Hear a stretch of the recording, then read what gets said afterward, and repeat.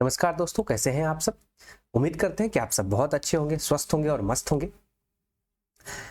यहाँ पर मैं जीएस के सभी विषयों का संपूर्ण कंप्लीट रिवीजन लेक्चर्स ले रहा हूँ, जिसमें मैं कोशिश किया हूँ कि सब्जेक्ट वाइज ही रखें। सब्जेक्ट वाइज ही रखा हूँ। तो ये जो है वो हिस्ट्री का है। इसी चैनल पर प्लेलिस्ट बना हुआ है, history, polity, geography, economy, physics, chemistry, biology, यानी कि जीएस के जो 7 सब्जेक्ट हैं, जो कोर सब्जेक्ट है, उसके संपूर्ण रिवीजन मैं यहाँ करा रहा हूँ। एक बार आप इस वीडियो को अवश्य देखिए। यदि आप आगामी बीपीएससी टीआरई का एग्जाम दे रहे हैं तो टीआरई में 40 सवाल जीएस से आते हैं। बिहार पुलिस का री एग्जाम अगस्त में होने वाला, इसमें लगभग 80 से 85 सवाल जीएस से आते हैं। और बिहार दरोगा, इसमें तो लगभग 90 सवाल जीएस से आते हैं। तो जीएस ओरिएंटेड, और बिहार एसएससी की बात करेंगे तो 75 सवाल जीएस से आते हैं। आरआरबी एनटीपीसी की बात करें तो 35 सवाल जीएस से आते हैं।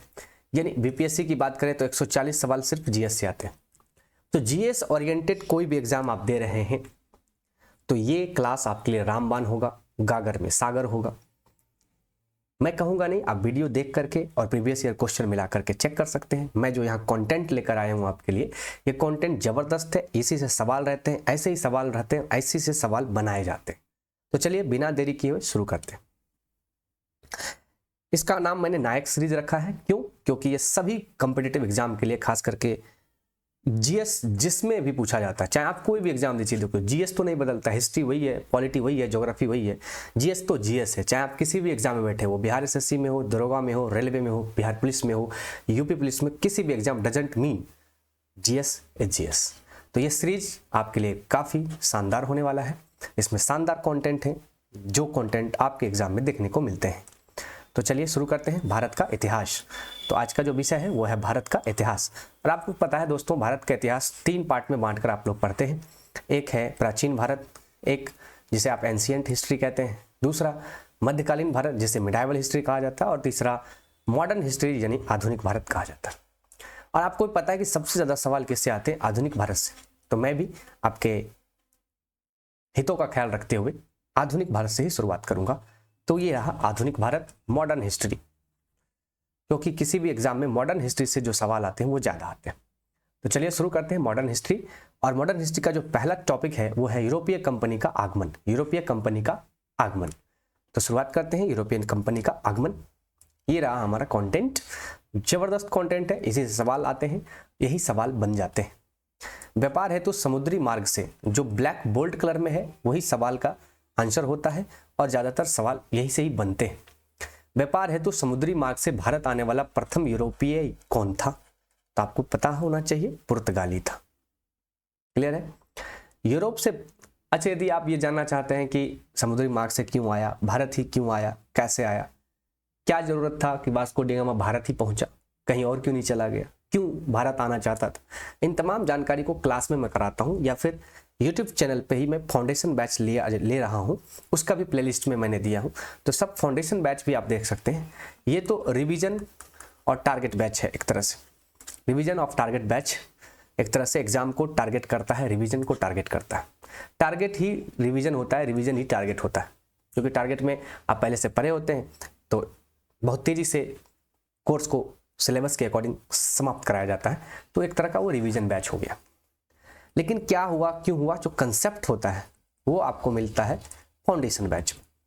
तो यदि आप चाहते हैं कि पूरी कंसेप्ट आपको मिले कि वास्को डी गामा क्यों आया, भारत ही क्यों आया, कहाँ चला गया, भारत ही आया, भारत ही क्यों आया, सवाल तो है, पॉइंट टू बी नोटेड। तो इसके लिए फाउंडेशन बैच में आइए, वो भी मैं यूट्यूब पर फ्री करा रहा हूँ, आप उसे भी देख सकते हैं। सब कुछ फ्री है यूट्यूब पर, सिर्फ आप सब्सक्राइब कीजिए, लाइक कीजिए और दोस्तों को शेयर कीजिए, इतना कर दीजिए गुरु दक्षिणा में, बस। बाकी आपके लिए सारा कंटेंट फ्री है, कहीं कोई बैच लेने की जरूरत नहीं है। सारे जीएस ओरिएंटेड एग्जाम यहाँ से आपको मैं करा दूंगा। तो चलिए शुरू करते हैं अपने कंटेंट को। तो व्यापार हेतु समुद्री मार्ग से भारत आने वाला प्रथम पुर्तगाली यात्री कौन था? तो वो पुर्तगाली यात्री था। यूरोप से भारत आने के लिए समुद्री मार्ग की खोज किसके द्वारा की गई? तो वास्को डी गामा, 17 मई 1498। देखिए दरोगा में ना डेट पूछ दिया था एक बार, तो 1498 तो सबको याद है दोस्त, लेकिन 17 मई को आया ये नहीं याद। उसके बाद कहाँ पहुंचा? तो केरल के कलिकट बंदरगाह के तट पर किसने? वास्को डिगामा का स्वागत किया था? तो जमोरिन वहां का स्थानीय शासक था, जमोरिन याद रखेंगे। केरल, वर्तमान केरल, पहले कैलिकट कहा जाता, बंदरगाह के तट पर वास्को डिगामा का स्वागत किया जमोरिन ने। पुर्तगालियों ने भारत में सर्वप्रथम अपनी व्यापारिक कोठी कहां स्थापित की? कोच्चिन में। पुर्तगाली उपनिवेश का प्रथम वायसराय भारत में कौन नियुक्त हुआ? तो फ्रांसिस द अल्मीडा। तो पुर्तगालियों का जो गवर्नर था वो कौन पहला गवर्नर भारत में हुआ? तो फ्रांसिस डी अल्मीडा। अब बॉक्स में देखिए, बहुत ही शानदार कंटेंट है। भारत में तंबाकू की कृषि एवं प्रिंटिंग प्रेस को प्रारंभ करने का श्रेय पुर्तगालियों को दिया जाता है। तो देखिए, खैनी खाने के लिए पुर्तगाली ने ही सिखाया, भारतीयों को नहीं आता था। आज खैनी नंबर 1 पे चीन है और नंबर 2 पे इंडिया है। और प्रिंटिंग प्रेस, प्रिंटर जो है, जो प्रिंटिंग होती है वो चीज़ें हमें वो सिखाया। भारत में प्रथम प्रिंटिंग प्रेस की स्थापना 1556 में गोवा में किया गया था। ये पुर्तगालियों की देन है।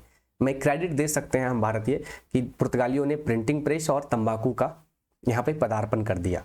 हिंद महासागर में व्यापार को नियंत्रित करने के लिए शांत या नीले जल की नीति, blue water policy, Bihar SI 2018 में पूछा था। बिहार पुलिस एसआई में पूछा था कि ब्लू वाटर पॉलिसी किसने लागू किया था? तो फ्रांसिस डी अल्मीडा ने। चलिए अगले कंटेंट में चलते हैं। अगला जो हमारा कंटेंट है इसमें विभिन्न देशों के खोजकर्ता है, यानी कि जो भौगोलिक खोज हुई उसमें से कौन किस देश को खोज के निकाला। देश तो पहले से ही था, देश पहुंचने के रास्ते की खोज की। वास्को डिगामा ने भारत की खोज नहीं की, वास्को डिगामा ने भारत पहुंचने के समुद्री रास्ते की खोज कर दिया। ऐसा थोड़े था कि भारत पहले से हेरायल था, भारत कहीं और था जो भारत को वास्को डिगामा पकड़ के ले आया, ऐसा नहीं है। भारत पहुंचने के समुद्री रास्ते की खोज किया किसने? Vasco da Gama. लेकिन ये क्यों किया, नहीं किया, ये तो फिर अलग मुद्दा है। पहले यहां देख लेते हैं। वास्को डिगामा भारत पहुंचने का समुद्री मार्ग का खोज किया, जबकि कोलंबस अमेरिका पहुंचने की खोज की रास्ते की। कैप्टन कुक ने ऑस्ट्रेलिया पहुंचने के रास्ते की खोज किया। तस्मान ने तस्मानिया और न्यूजीलैंड, और बार्थोलोम्यू डियाज ने दक्षिण अफ्रीका के केप ऑफ गुड होप पे खोज किया। चलिए आगे बढ़ते हैं अपने कंटेंट में। भारत में पुर्तगाली शक्ति का वास्तविक संस्थापक किसे माना जाता है? अल्बुकर्क। ये पुर्तगाल का गवर्नर था, अल्बुकर्क। इस वायसराय के काल में गोवा को पुर्तगालियों ने औपचारिक मुख्यालय बनाया। तो नीनो डी कुन्हा। ये सवाल बिहार पुलिस में पूछा हुआ है, बिहार पुलिस में, आप प्रीवियस ईयर देख सकते हैं। किस वायसराय के काल में गोवा को पुर्तगालियों का औपचारिक मुख्यालय बनाया? Nino da Cunha. पुर्तगालियों ने हिंद महासागर क्षेत्र में व्यापार पर नियंत्रण स्थापित करने के लिए कार्टेज आर्मेडा काफिला पद्धति, कार्टेज आर्मेडा कार्वन सिस्टम प्रारंभ किया था। किसने किया था? पुर्तगालियों ने। कार्टेज एक तरह का टैक्स होता था कि कोई भी हिंद महासागर में व्यापार करेगा तो वो टैक्स देगा, किसे? पुर्तगालियों का। चलिए,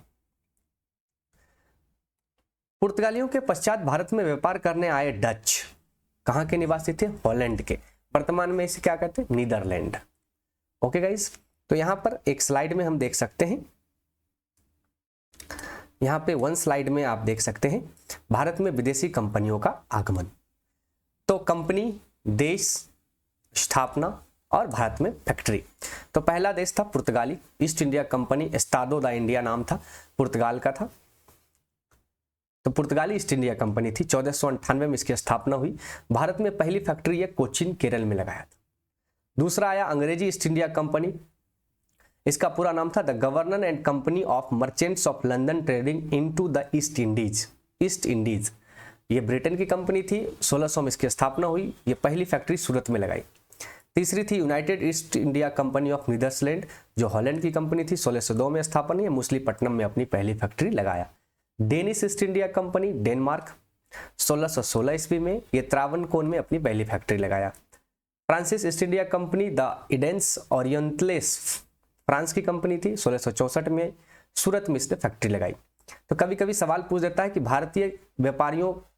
यूरोपीय व्यापारियों का भारत में आगमन का क्रम क्या था? तो क्रम से पूछेंगे तो पुर्तगाली, Dutch, British, Danish, Francis, Swedish. ठीक है, इसका एक ट्रिक है, पेड कर दे फीस, इससे आप याद कर सकते हैं। देखिए पुर्तगाली, उसके बाद ये चूंकि स्थापना की बात कर रहा है तो यहाँ पर एक ये इधर उधर हो जाएगा, स्थापना ये होगा, अक्रम ये होगा, इधर चला जाएगा। तो पुर्तगाली, डच, ठीक है, पुर्तगाली, डच, इंग्लैंड यानी कि ब्रिटिश, और फिर कर को काट देना है, डी से डेनिश यानी कि उसके बाद फ से फ्रांस और सौ से स्वीडिश। तो पुर्तगाली, Dutch, British, Danish, French, Swedish, ये थे पुर्तगालियों, ये थे यूरोपीय व्यापारियों का भारत में आगमन का क्रम। यहाँ पे लिखा है यूरोपीय शक्तियों में भारत में पुर्तगाली कंपनी ने सर्वप्रथम 1498 ईस्वी में प्रवेश किया तथा भारत में सबसे अंत तक 1961 तक रहा। तो कई बार ये सवाल बीपीएससी में पूछा जा चुका है कि सबसे पहले कौन आया, पुर्तगाली, और सबसे बाद में गया कौन, पुर्तगाली। आया कब, 1498, गया कब, 1961। लास्ट में गोवा में ये पहले लोग थे। गोवा को आज़ादी के बाद भारत सरकार ने कवर किया, वहां से पुर्तगालियों को भगाया गया। चलिए अगले कंटेंट में बढ़ते हैं, और अगला कंटेंट हमारा है, क्या है वो अभी देखेंगे। किस यूरोपीय शक्तियों द्वारा भारत से मसालों के निर्यात के स्थान पर कपड़ों के निर्यात की प्राथमिकता दी गई, डचों द्वारा। तो डच जो है मसाला छोड़ के कपड़ा लेके जाने लगे, क्योंकि सूती कपड़े की जो खेती होती थी वो केवल भारत में होती थी, हड़प्पा सभ्यता से। भारत के साथ व्यापार के लिए सर्वप्रथम संयुक्त पूंजी कंपनी किसने आरंभ की, डचों ने। 1759 में बेदरा का युद्ध किन दो यूरोपीय शक्ति के बीच हुआ, तो डच और अंग्रेज के बीच। कई बार बीपीएससी में सवाल आया हुआ है, और बिहार दरोगा में और बिहार पुलिस तीनों में पूछा गया है कि बेदरा का युद्ध कब हुआ, 1759, किसके किसके बीच हुआ, डच और अंग्रेज के बीच हुआ। तो काफी मजेदार कंटेंट है। यदि वीडियो पसंद आ रहा है तो लाइक कीजिए, चैनल पे नए तो सब्सक्राइब कीजिए, और दोस्तों को भी भेजिए जिन्हें ये इनकी जरूरत है, जो कॉम्पिटिटिव एग्जाम की तैयारी कर रहे हैं, किसी भी कॉम्पिटिटिव एग्जाम या एंट्रेंस एग्जाम की तैयारी कर रहे हैं जिसमें जीएस पूछा जाता है, तो वो आपको यहीं से देखने को मिलेगा। लंदन में ब्रिटिश ईस्ट इंडिया कंपनी के गठन के समय भारत का सम्राट कौन था, तो अकबर था। ब्रिटिश सम्राट जेम्स प्रथम का दूत बनकर भारत में व्यापारिक कोठी स्थापित करने के उद्देश्य से जहांगीर के दरबार में आने वाला ब्रिटिश नागरिक कौन था, captain Hawkins. British east India company द्वारा भारत में प्रथम अस्थायी कारखाना मुसलीपट्टनम में 1611 में तथा प्रथम अस्थायी कारखाना सूरत 1613 में स्थापित। तो जो ईस्ट इंडिया कंपनी थी, ब्रिटिश ईस्ट इंडिया कंपनी, उसने पहले अपनी जो पहली कारखाना खुली थी वो अस्थायी थी मुसलीपट्टनम में 1611 में, और जो प्रथम उसका अस्थायी कारखाना था वो गुजरात के सूरत में 1613 में खोला गया। ईस्ट इंडिया कंपनी के किस अंग्रेज गवर्नर को औरंगजेब द्वारा भारत से निष्कासित किया गया, सर जॉन चाइल्ड को भारत से भगा दिया औरंगजेब। काफी खतरनाक शासक था औरंगजेब। जब आप मिडाइवल हिस्ट्री पढ़ेंगे फाउंडेशन में तो इसकी मजेदार कहानी सुनाऊंगा मैं आपको। हैमिल्टन द्वारा सफल उपचार किए जाने के कारण किस मुगल बादशाह द्वारा मुगल बादशाह द्वारा ईस्ट इंडिया कंपनी के लिए वर्ष 1717 में महाअधिकार पत्र यानी मैग्ना कार्टा जारी किया, तो फर्रुखसियर। देखिए जो मुगल शासक था उसी में से एक शासक था फर्रुखसियर, वो मरने वाला था बंदा, तो हैमिल्टन ने उसका उपचार कर दिया। ठीक है, इसको चेचक हो गया था, बड़ा बड़ा घाव हो गया था चेहरे पे, बॉडी पे, तो इसको जब ठीक कर दिया तो ये खुश हो गया, और खुश होने के बाद 1717 में इसने एक पत्र जारी कर दिया जिसे मैग्ना कार्टा या महाअधिकार पत्र कहते हैं। उस पत्र में इसने बंगाल में व्यापार की एकदम फ्री आज़ादी दे दी। किसने, फर्रुखसियर ने। ये दिल्ली में था, उस समय मुगल बादशाह का शासक था, मुगल वंश का शासन था, मुगल के ही क्रम में ये शासन किया। चलिए अगले कंटेंट पे बढ़ते हैं। 1661 ईस्वी में इंग्लैंड के राजा चार्ल्स द्वितीय का विवाह पुर्तगाली राजकुमारी कैथरीन के साथ हुआ।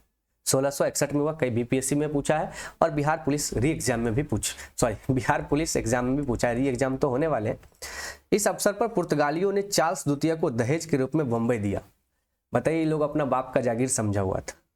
इंग्लैंड का राजा था चार्ल्स द्वितीय, पुर्तगालियों की रानी थी कैथरीन, ब्याह किया उससे या दहेज दिया बम्बई को, यानी दहेज में बम्बई शहर दे दिया भाई साहब इसको।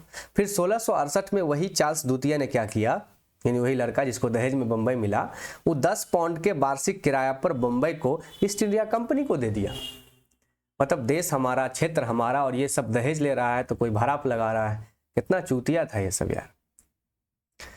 प्रमुख शहरों के संस्थापक, तो कई बार ये सवाल पूछा जाता है। कलकत्ता की स्थापना क्या था, जॉर्ज चार्नक ने। ये बीएड के एंट्रेंस एग्जाम में भी ये सवाल पूछा गया। तो यदि बीएड, डीएलएड या जीएनएम, एएनएम, बीएससी नर्सिंग के भी एग्जाम देते हैं और उसमें अगर जीएस पूछ रहा है तो आपके ये सारे जीएस यहाँ से कवर होंगे। प्रमुख शहरों के संस्थापक थे कलकत्ता के जॉर्ज चार्नक, मद्रास के फ्रांसिस डे, नई दिल्ली के एडवन लुटियंस और हर्बर्ट वेकर, और मुंबई का था गेराल्ड अनिंगियार। अगले कंटेंट की तरफ बढ़ते हैं। यूरोप वासियों के लिए सर्वोत्तम सोरा और अफीम प्राप्ति का मुख्य क्षेत्र था बिहार।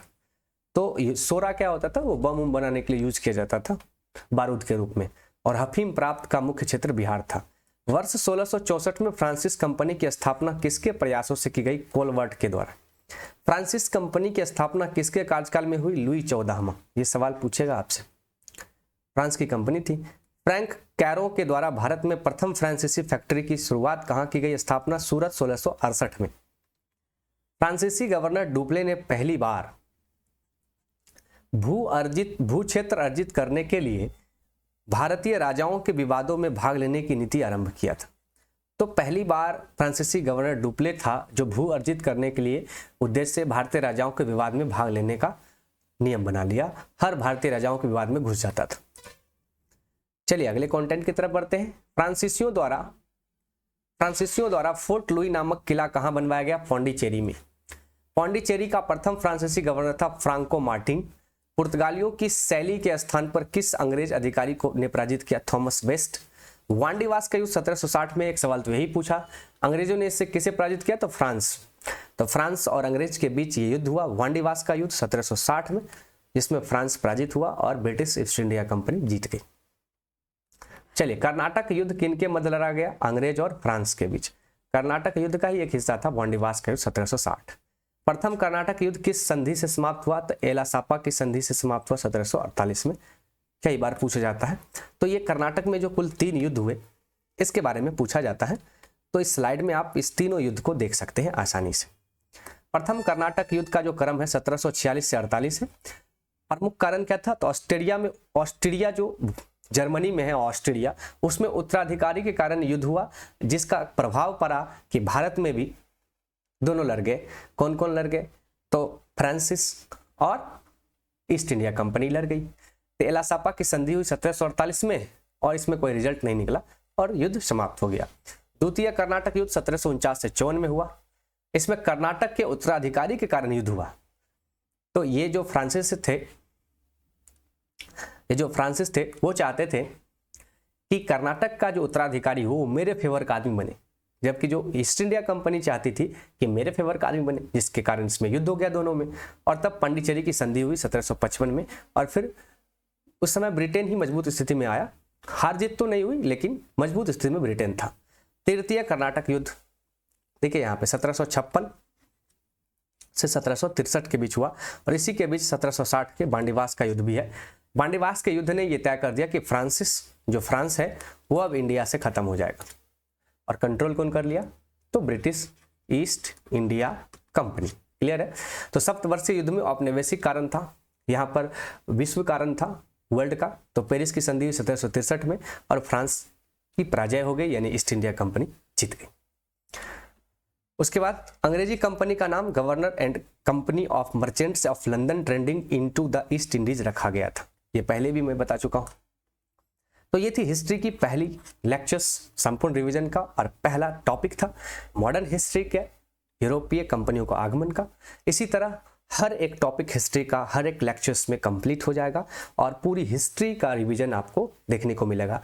आगामी जो भी परीक्षा आप दे रहे हैं, बिहार शिक्षक भर्ती TRE 3 या 4, बिहार पुलिस री एग्जाम्स, बिहार दरोगा, NTPC, SSC, railway, BPSC, Bihar SSC, उन सब में GS का यह कंटेंट सबसे ज़्यादा रामबाण साबित होने वाला है। तो सारे विषयों का आप ये कंटेंट जरूर देखें। भारत की राज्य व्यवस्था भी चल रहा है, ज्योग्राफी चल रहा है, फिजिक्स चल रहा है, सारे प्लेलिस्ट आपको GS के ऑल सब्जेक्ट का ये संपूर्ण डिवीजन चल रहा है। सभी प्लेलिस्ट में आपको सब्जेक्ट वाइज अलग अलग लिस्ट बनाए हुए हैं। आपकी सुविधा के लिए आप उसे जाएं, क्लिक करें और देखें। और ये सारे अपडेट्स पाने के लिए बिना सर्च किए आप हमारे चैनल को सब्सक्राइब कर दीजिए, बेल आइकन को हिट कर दीजिए, और अच्छा लग रहा है तो सब्सक्राइब करके बेल आइकन को हिट करके कमेंट कीजिए, शेयर कीजिए, लाइक कीजिए, और कोई सुझाव है तो हमें ज़रूर भेजिए। मिलते हैं दूसरे वीडियो में, तब तक के लिए अपना और अपनों का ख्याल रखिए। मस्त रहिए, स्वस्थ रहिए। जय हिंद, जय भारत।